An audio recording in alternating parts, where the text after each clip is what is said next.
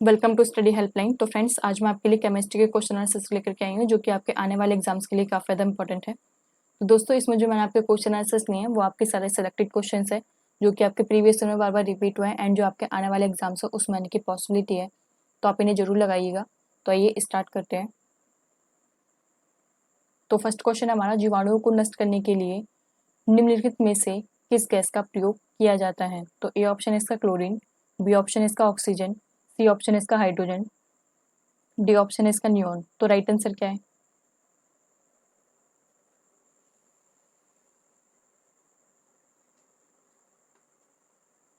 इसका right answer है option number ए, chlorine का प्रयोग किया जाता है जीवाणुओं को नष्ट करने के लिए। तो आइए और जान लेते हैं इसके बारे में।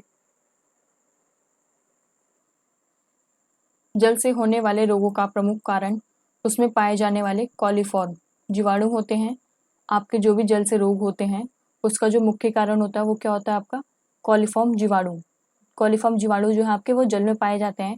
इनको नष्ट करने के लिए जो है पानी में क्लोरीन गैस मिलाई जाती है। आपकी पानी में क्लोरीन गैस मिलाई जाती है कॉलीफॉर्म जीवाणु को नष्ट करने के लिए। तो आइए नेक्स्ट क्वेश्चन पे चलते हैं।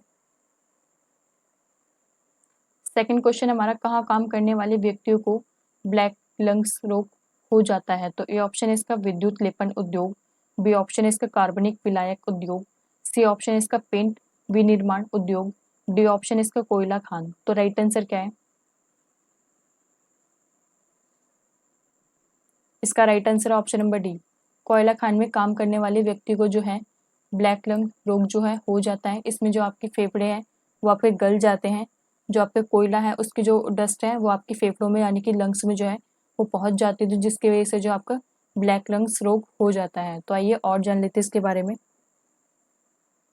कोयला खदानों में काम करने वाले व्यक्तियों के फेफड़ों को प्रभावित करने वाला एक प्रकार का न्यूमोकोनियोसिस रोग, जिसमें कोयले की धूल के कारण जो है फेफड़े काले पड़ जाते हैं। आपका न्यूमोकोनियोसिस जो आपका रोग है, अगर आप कोयले की खदानों में काम कर रहे हैं उसमें आपके कोयले के जो धूल के कण वो आपके फेफड़ों में चले जाते हैं, तो इसकी वजह से जो आपके फेफड़े काले पड़ जाते हैं। तो आइए नेक्स्ट क्वेश्चन पे चलते हैं। थर्ड क्वेश्चन हमारा, निम्नलिखित में से ऑक्सीजन मिश्रित वह निष्क्रिय गैस कौन सी है जो अवरोधित श्वसन से पीड़ित रोगियों को दी जाती है? तो ए ऑप्शन है इसका हीलियम, बी ऑप्शन है इसका क्रिप्टॉन, सी ऑप्शन है इसका रेडॉन, डी ऑप्शन है इसका ऑर्गन। तो राइट आंसर क्या है?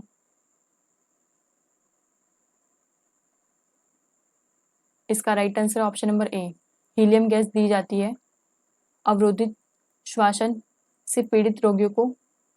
ऑक्सीजन मिश्रित जो गैस होती है उसमें आपके हीलियम निष्क्रिय गैस होती है। तो आइए इसके बारे में और जान लेते हैं। हीलियम एक रासायनिक तत्व है जो प्राय गैसीय अवस्था में रहता है, एक निष्क्रिय गैस या नॉवल गैस है तथा रंगहीन, गंधहीन और स्वादहीन और विषहीन, नॉन टॉक्सिक भी है। ये आपकी ये तो रंगहीन भी है और आपकी गंधहीन भी है। इसमें से कोई भी बदबू भी नहीं आएगी और कोई भी स्वाद भी नहीं आएगा इसमें, और कोई भी कलर भी नहीं है इसमें, और कोई भी इसमें विष भी नहीं है। तो आइए नेक्स्ट क्वेश्चन पे चलते हैं।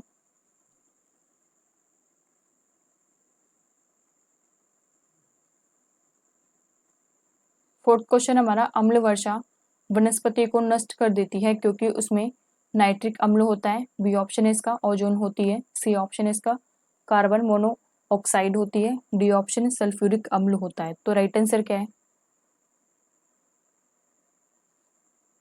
इसका राइट आंसर है ऑप्शन नंबर डी, सल्फ्यूरिक अम्ल होता है। अम्ल वर्षा में वनस्पतियों को नष्ट कर देती है क्योंकि उसमें सल्फ्यूरिक अम्ल होता है। तो आइए और जान लेते हैं इसके बारे में।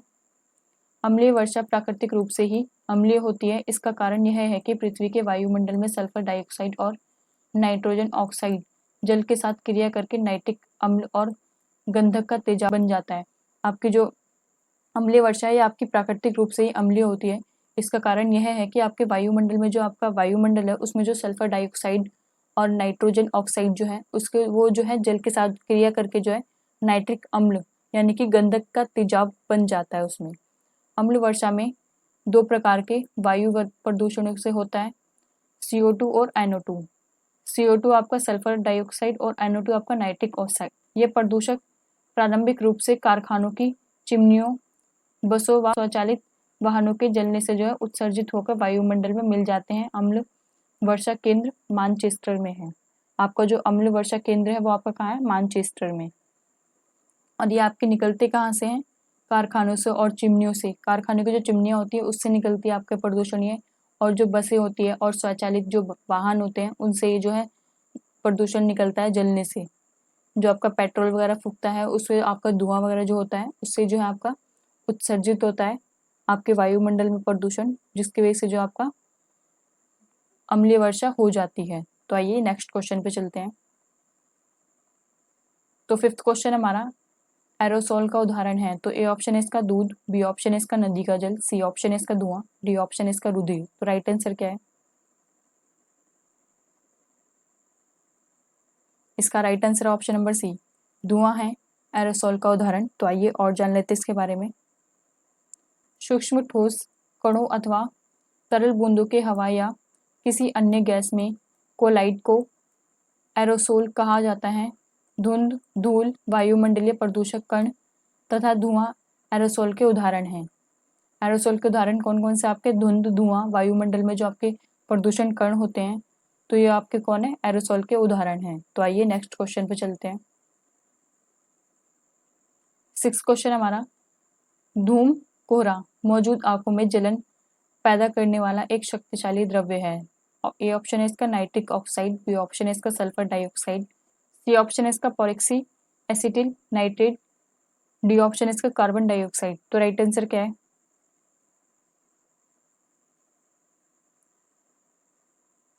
इसका right answer option number C, peroxy acetyl nitrate जो है इसका राइट आंसर है, जिसके कारण जो आपके धूम कोहरा जो है वो आंखों में जलन पैदा करता है। तो आइए और जान लेते हैं इसके बारे में। धूम कोहरा वायु प्रदूषण की एक ही रूप है। स्मोक का अर्थ धुएं और कोहरे का जो है मिला जुला रूप। स्मोक का अर्थ क्या है? आपका धुआं और कोहरे का मिला जुला रूप। किसी क्षेत्र में धूम कोहरा वहां वर्धित मात्रा में कोयले के दहन का परिणाम है। आप किसी भी क्षेत्र में धूम कोहरा हो रहा है अगर आपका, तो वहां पे कोयले का दहन का ये परिणाम होता है। धूम कोहरा धुएं और सल्फर डाइऑक्साइड के मिश्रण द्वारा उत्पन्न होता है। आपका धूम कोहरा जो है आपका वो धुआं और कोहरे का जो धुआं होता है वो और सल्फर डाइऑक्साइड का जो है मिश्रण, ये आपका धूम कोहरा होता है। तो आइए नेक्स्ट क्वेश्चन पे चलते हैं। सेवंथ क्वेश्चन हमारा, वायुमंडल में कौन सी गैस पराबैंगनी किरणों का अवशोषण कर लेती हैं। तो ए ऑप्शन है इसका ओजोन, बी ऑप्शन है इसका मीथेन, सी ऑप्शन है इसका नाइट्रोजन, डी ऑप्शन है इसका हीलियम। तो राइट आंसर क्या है? इसका राइट आंसर ऑप्शन नंबर ए, ओजोन गैस जो है आपकी वायुमंडल में पराबैंगनी किरणों का जो है अवशोषण कर लेती हैं। तो आइए और जान लेते हैं इसके बारे में। ओजोन परत पृथ्वी के वायुमंडल की एक परत है जिसमें ओजोन गैस की सघनता अपेक्षाकृत अधिक होती है। ओजोन परत के कारण ही धरती पर जीवन संभव है। यह परत सूर्य के उच्च आवृत्ति के पराबैंगनी प्रकाश की 93 से लेकर के 99% तक की जो है मात्रा अवशोषित कर लेती है, जो पृथ्वी पर जीवन जीने के लिए हानिकारक है। अगर आपकी 93 से लेकर के 99% तक की अगर ये आपके पराबैंगनी किरणें पृथ्वी पर आएंगी तो हम जो जीवन है वो यहाँ पे पृथ्वी पर संभव नहीं होगा। आपकी ओजोन परत की वजह से जो है पृथ्वी पर जीवन जो है संभव है, क्योंकि जो ओजोन परत है वो 93 से लेकर के 99 तक के जो परसेंट की जो पराबैंगनी किरणें होती है वो सारी अवशोषित कर लेती है अपने अंदर। तो आइए नेक्स्ट क्वेश्चन पे चलते हैं। 8th क्वेश्चन हमारा, कृत्रिम वर्षा या मेघ बीजन के लिए प्राय प्रयोग किए जाने वाला रासायनिक द्रव्य है। ए ऑप्शन है इसका सिल्वर आयोडाइड, बी ऑप्शन है इसका सोडियम क्लोराइड, सी ऑप्शन है इसका सूखी बर्फ, डी ऑप्शन है इसका उपयुक्त सभी। तो राइट आंसर क्या है?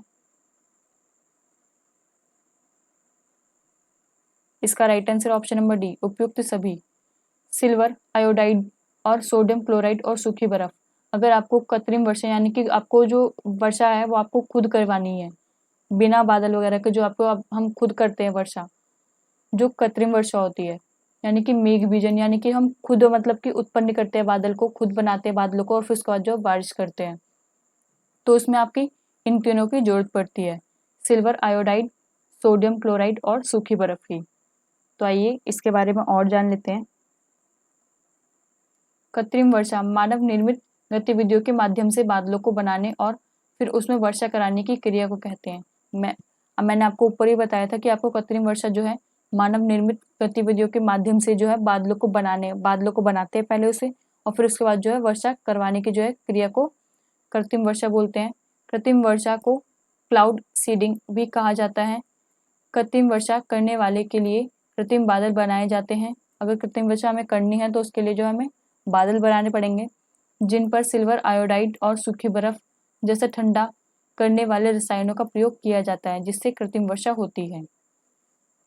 सिल्वर आयोडाइड और सूखी बर्फ का जो है ठंडा करने वाला जो मौसम होता है उसको जो है उसमें रसायन का प्रयोग किया जाता है ताकि ठंडा हो जाए, और जिसके कारण जो है आपकी कृत्रिम वर्षा होती है। आइए नेक्स्ट क्वेश्चन पे चलते हैं। 9th क्वेश्चन हमारा, हरे फलों को कृत्रिम रूप से पकाने के लिए प्रयुक्त गैस है। तो ए ऑप्शन है इसका एथिलीन, बी ऑप्शन है इसका एसिटिलीन, सी ऑप्शन है इसका इथेन, डी ऑप्शन है इसका मीथेन। तो राइट आंसर क्या है? इसका राइट आंसर ऑप्शन नंबर ए, एथिलीन गैस का प्रयोग किया जाता है फलों को पकाने के लिए। तो आइए और जान लेते हैं इसके बारे में। भारतीय खाद्य सुरक्षा तथा मानक प्राधिकरण द्वारा खाद्य पदार्थों को कृत्रिम रूप से पकाने हेतु एथिलीन गैस के प्रयोग की सलाह दी गई है। एथिलीन का प्रयोग उचित है, लेकिन फलों तथा सब्जियों के लिए खराब होने का भय रहता है। एथिलीन का वैसे तो सही है आपका प्रयोग करना, पर जो आपका फल और सब्जियां होती है उसका जो खराब होने का जो है डर रहता है एथिलीन के कारण, क्योंकि जो एथिलीन गैस है उसके कारण जो हमारी फल और सब्जियां जो हैं वो पक जाती हैं। तो आइए नेक्स्ट क्वेश्चन पे चलते हैं। 10th क्वेश्चन हमारा, निम्नलिखित में से कौन सा पीड़कनाशी ओजोन का ह्रास करता है? तो ए ऑप्शन इसका डीडीटी, बी ऑप्शन इसका बेंजीन, सी ऑप्शन इसका मिथेल ब्रोमाइड, डी ऑप्शन इसका एथिलीन ओजोन नाइट। तो राइट आंसर क्या है?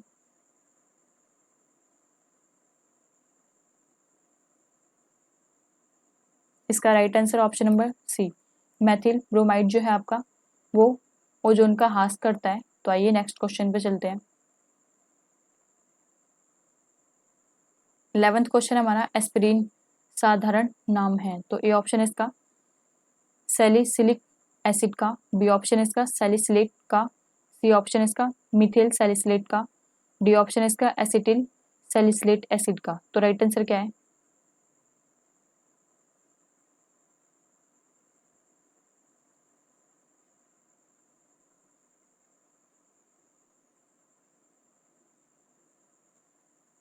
इसका राइट आंसर है option number D, acetyl salicylic acid का जो है एस्पिरिन साधारण नाम है। तो आइए और जान लेते हैं इसके बारे में। जिन देशों में एस्पिरिन बियर का रजिस्टर्ड टैगमार्क है वहाँ उसका जेनेरिक नाम एसिटाइल सैलिसिलिक एसिड यानी कि AASA है। तो आइए नेक्स्ट क्वेश्चन पे चलते हैं।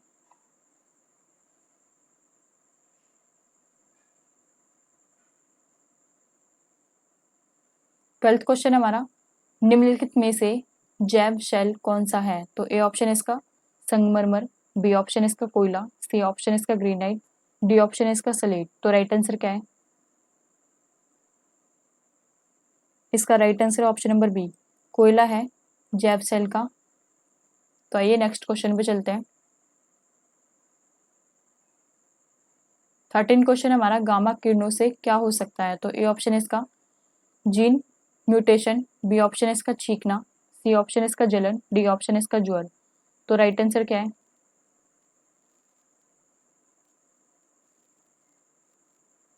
इसका राइट आंसर ऑप्शन नंबर ए, जीन म्यूटेशन हो सकता है गामा किरणों से। तो आइए और जान लेते हैं इसके बारे में। गामा किरणों के द्वारा भोज्य पदार्थों से उन जीवाणुओं को मार दिया जाता है जो उनका श्रय करते हैं। फल और सब्जियों का अंकुरण रोकने के लिए या अंकुरण की गति को कम करने के लिए या अंकुरण में देरी करने के लिए कैंसर की चिकित्सा में गामा किरणों के कारण कैंसर भी हो सकता है। आपकी जो गामा किरणें जो होती हैं उसके कारण जो आपको कैंसर भी हो सकता है। अगर आपकी जो फल और सब्जियां अंकुरण के लिए जो है या फिर अंकुरण की गति को कम करने के लिए या फिर अंकुरण को देरी से करने के लिए जो है उसमें गामा किरणों का प्रयोग किया जाता है, जिसके कारण जो है गामा किरणों के कारण जो है वो हमारा कैंसर भी हो सकता है। तो आइए नेक्स्ट क्वेश्चन पे चलते हैं। 14 क्वेश्चन है हमारा, एस्पिरिन का रासायनिक नाम है। तो ए ऑप्शन इसका मेथिल सैलिसाइड, बी ऑप्शन इसका हाइड्रोक्सी सैलिसाइड, सी ऑप्शन इसका acetyl salicylic acid, D option इसका एल्किल सैलिसाइड एसिड। तो राइट आंसर क्या है?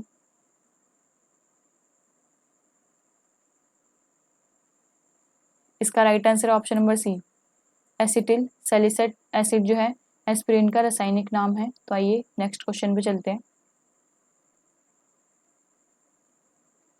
15 क्वेश्चन हमारा, निम्नलिखित में से वह कौन सी गैस है जिसे एकालंग्स में गोताखोरों द्वारा श्वास लेने के लिए ऑक्सीजन में मिलाया जाता है? तो ए ऑप्शन इसका मीथेन, बी ऑप्शन इसका नाइट्रोजन, सी ऑप्शन इसका हीलियम, डी ऑप्शन इसका हाइड्रोजन। तो राइट आंसर क्या है?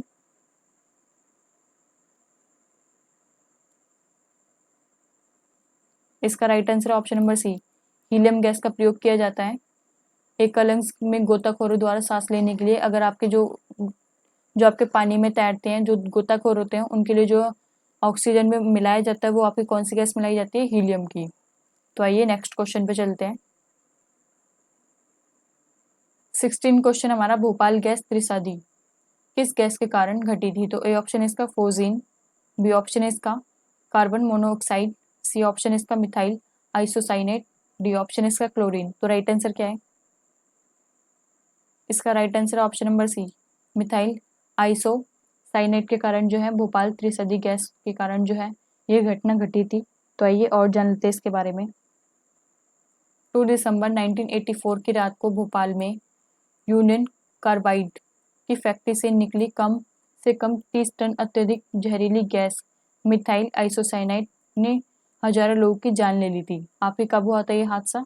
2 दिसंबर 1984 को हुआ था रात में, और कम से कम जो है 30 टन जो है यह वाली गैस निकली थी। तो आइए नेक्स्ट क्वेश्चन पे चलते हैं। 17 क्वेश्चन हमारा, बारूद का मिश्रण होता है। तो ए ऑप्शन इसका बालू और टीएनटी का, बी ऑप्शन इसका टीएनटी और चारकोल का, सी ऑप्शन इसका नाइट्रस सल्फेट और चारकोल का, डी ऑप्शन इसका सल्फेट बालू और चारकोल का। तो राइट आंसर क्या है?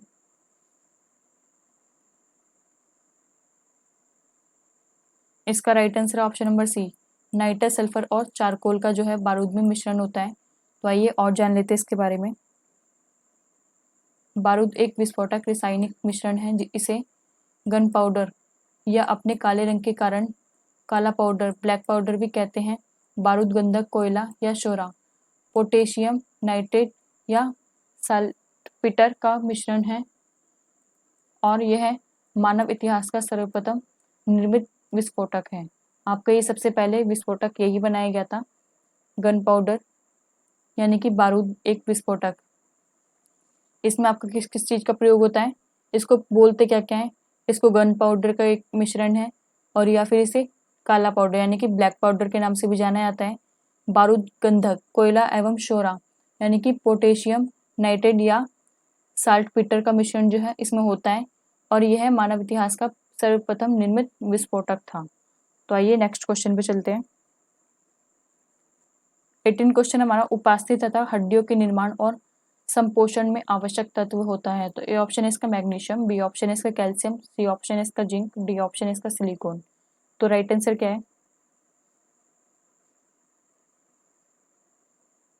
इसका right answer option number B, calcium की जरूरत होती है हमें उपास्थि तथा हड्डियों के निर्माण के लिए, उनके संपोषण के लिए। तो आइए नेक्स्ट क्वेश्चन पे चलते हैं।